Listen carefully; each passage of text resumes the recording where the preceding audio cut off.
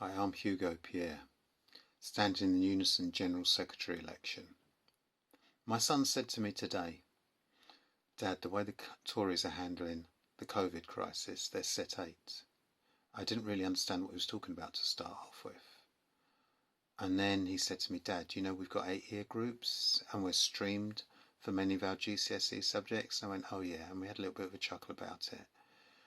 And I thought to myself, yeah, we're laughing, but actually, if it weren't so serious, that could be funny.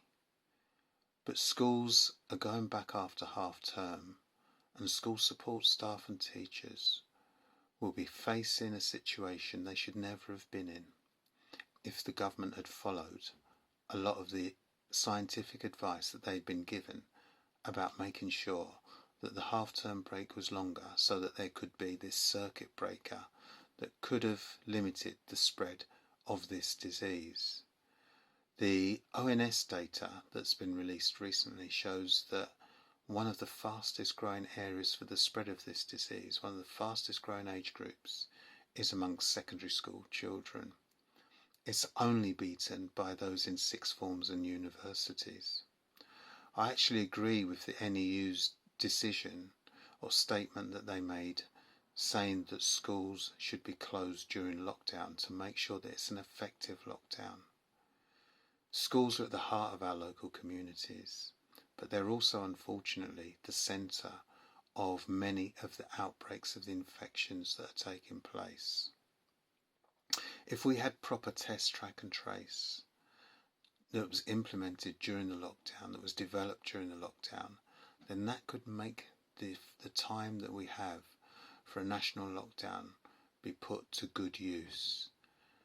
I must admit, if I was General Secretary of UNISON, now I would be wanting to meet with all of the other trade union leaders to see that we do a really thorough national campaign to make sure that test, track and trace is brought back into the public domain, that it's organised by local authorities in partnership with local health protection agencies to make sure that we have an effective system of controlling this disease, unlike the shambolic situation that we've seen until now.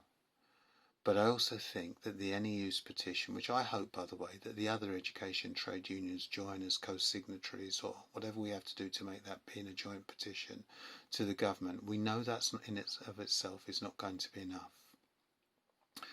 And that as trade unions, we will have to do what we normally have to do to keep people safe.